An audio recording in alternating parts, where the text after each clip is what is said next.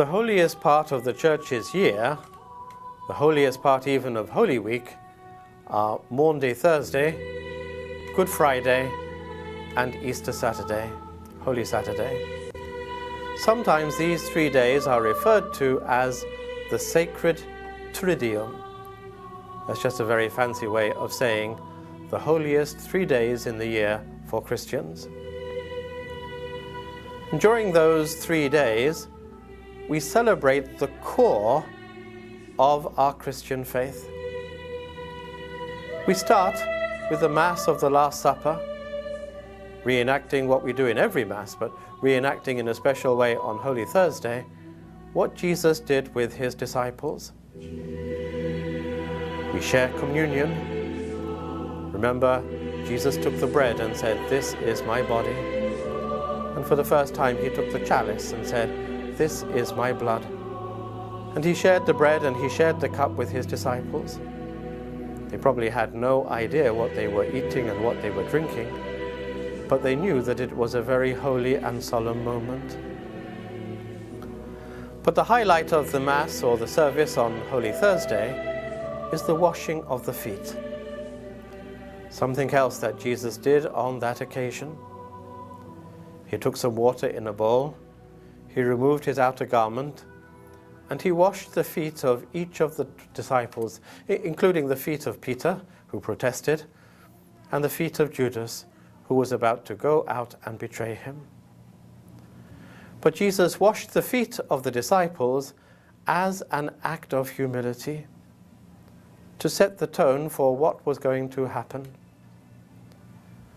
For the rest of the Triduum, the rest of these 3 days, Jesus is seeking and trying to do the Father's will, to communicate to us how much the Father loves us.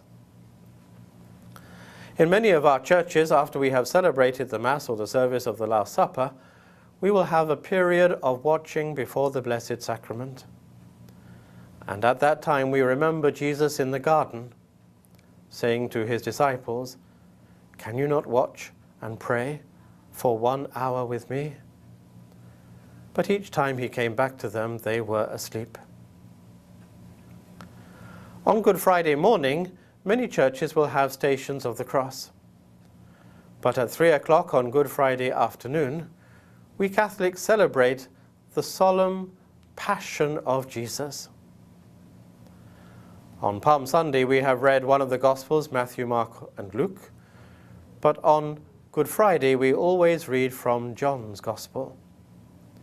John, the author of love, communicating to us through his words how much Jesus loved us, even to accepting death on the cross. So the story of the Passion that we have read on Good Friday recounts how Jesus was arrested, falsely accused, beaten, condemned, forced to carry his own cross, and crucified on Calvary between 2 thieves, with just Mary and John at the foot of the cross, to give him some solace. The Passion underlies the abandonment that Jesus must have felt with his disciples running away. One running so fast that when the soldier catches hold of his tunic, he leaves the tunic in the soldier's hand and runs away naked. But the death of Jesus is something hard for us to comprehend and take in. So perhaps the gesture that we use on Good Friday is a very fitting one. We have a crucifix, a cross with the dead body of Jesus lying on it, and the faithful are invited to come and do reverence before the cross. Some like to kiss the feet of Jesus. Others will simply make the sign of the cross before the image. Others will bow or genuflect or make an act of reverence in some other way. But this is our own individual special moment to thank Jesus that he was obedient to the Father, even unto death on the cross. After we have celebrated the Passion of Jesus, our churches should be empty, and nothing should happen on Holy Saturday until we gather in the evening to celebrate the Easter Vigil. The death of Jesus means nothing without the resurrection.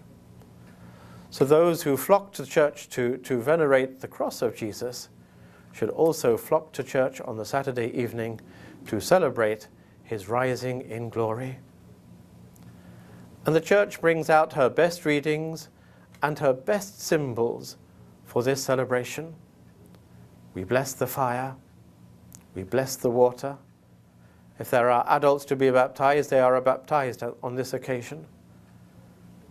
We have readings from the Old Testament and New Testament recounting the history of our salvation, until eventually we get to the gospel of that Sunday morning where the tomb is found to be empty, and the realization that Jesus has risen from the dead dawns on the women that go to the tomb and his disciples. So we go from mourning the death of Jesus to rejoicing in his resurrection in a matter of about 30 hours. The Gospels say that Jesus spent 3 days in the tomb, but they count Friday evening as one day, and Saturday as a second day, and Sunday morning as the third day. That's the way they reckon it.